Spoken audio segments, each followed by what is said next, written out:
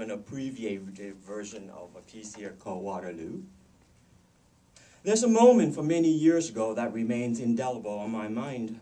I don't remember much on our way to Waterloo, except that the countryside was streaked and blurred, light green over darker green, all under a persistent gray sky. Father drove. My older sister sat next to him and navigated, a map on her lap. A pouting teenager, I sat behind with mother, who complained of a mild headache and wondered out loud why we needed to find this distant battlefield and why we couldn't go freshen up at our hotel after having just arrived in Belgium. It would be dark by the time we got to Waterloo had we gone to the hotel, Father snapped. I didn't have to turn to know mother was rolling her eyes. If she had a choice, she would have been at the hotel and would not be stuck in the back seat as we searched for some pasture where long ago Napoleon was defeated. I thought I saw a sign in French. I said so to Father, except I said it 5 minutes after. It took me 5 minutes to get around to doing this. He cursed me, calling names me in French. I responded in French rather rudely, which surprised him since I rarely spoke the language after we came to America. I felt terrible afterwards, and the air in the car was tense. I remember thinking, were we still in the war and I, his subordinate, Father, as a 3-star general in the South Vietnamese army, no doubt would have me confined to the brig, or whatever it was that I said.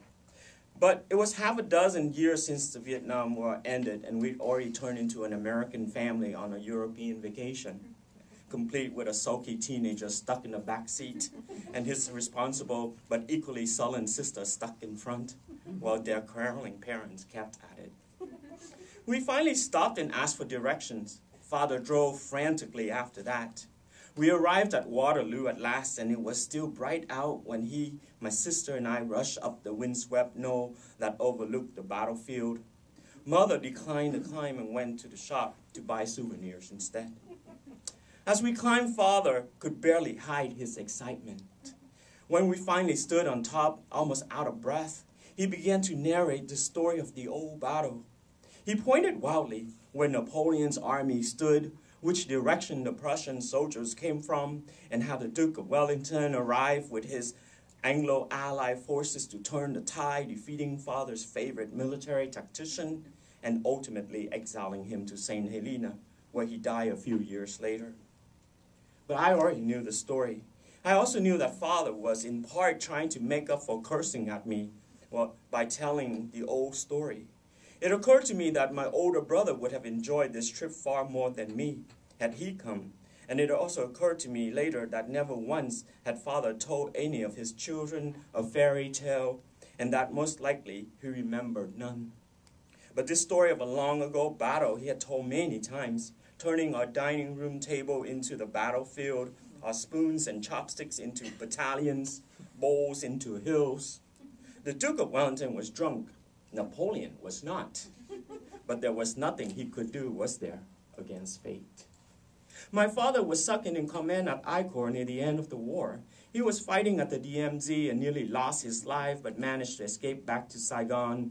He boarded a naval ship on the day Saigon fell and headed for Guam. After 4 years in America, in a remarkable feat, he had remade himself at age 46 into a bank executive. Yet Father's passion remains extraterritorial. Life in America turned out to be, for him and for my mother, a big letdown, a reality defined by disappointment and a deep sense of loss. They would never have in America what had been taken from them in Vietnam. For years, their biography of sorts was on display on the mantel in the living room, framed black and white photos that my brother managed to take with him as a foreign student in the U.S. before the war ended.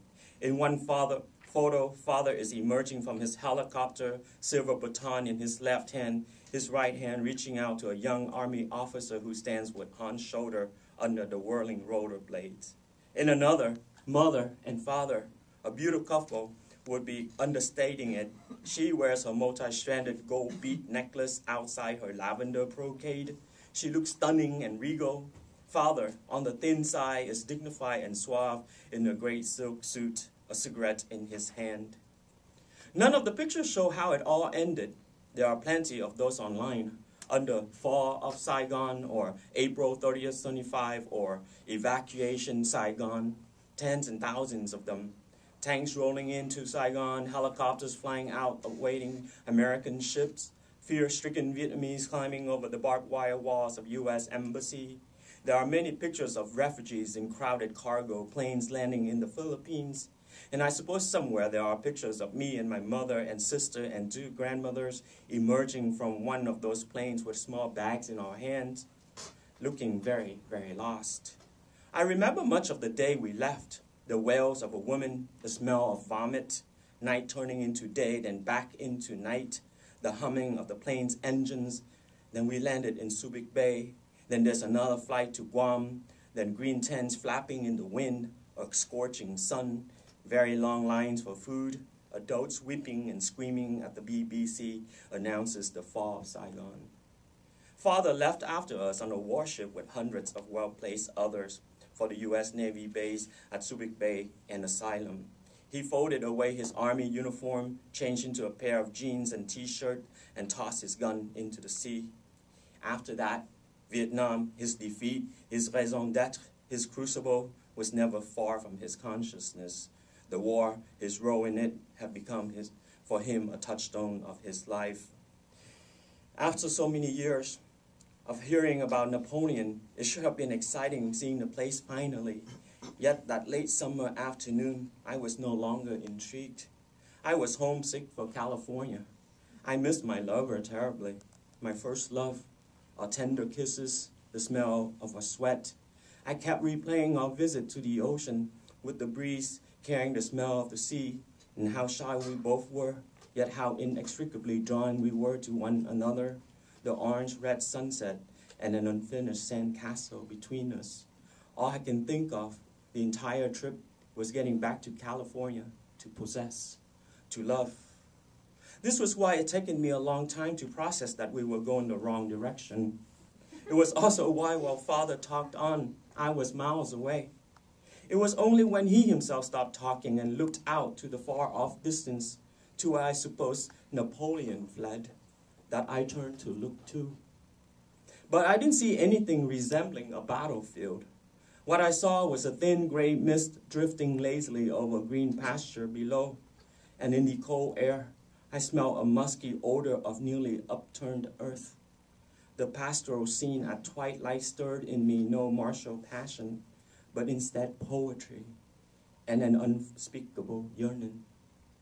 Father talked on. His hair was tousled by the wind. As I watched him, the image came to me suddenly of him on that naval ship near the Philippines. The government of the Philippines wouldn't let the South Vietnamese ship dock unless all personnel turned in their arms. I imagined him, his face creased with contemplation as he stared at his gun for some time before tossing it into the churning sea below. Something, a welling, a sharp pain, rose suddenly within me then, and it surprised me that I hadn't felt anything like it before, and it felt close to pity. It lodged in my throat, and it took some effort not to cry out loud. There, on the wind-blown hill, with the statue of a lion on a pedestal above us as a memorial for all fallen soldiers, Father seemed so utterly alone. But then, suddenly, so was I. Frightened and full of my own inarticulate longings, I had to look away for fear that Father might see tears brim in my eyes and think that I, too, was mourning for Napoleon's defeat. Was it not then that my life turned? Was it not then that I, still owned by a collective sense of loss, nevertheless took some profound step out from under his shadow? I went on to college in the fall in any case, and then after that, a bout of bickering with my father, onto my own writing life, following my own passion. I've been to Europe a few times since then, to Amsterdam, and even to Brussels. And though I think about it, even entertain the idea, not once did I feel compelled to visit that old battlefield again.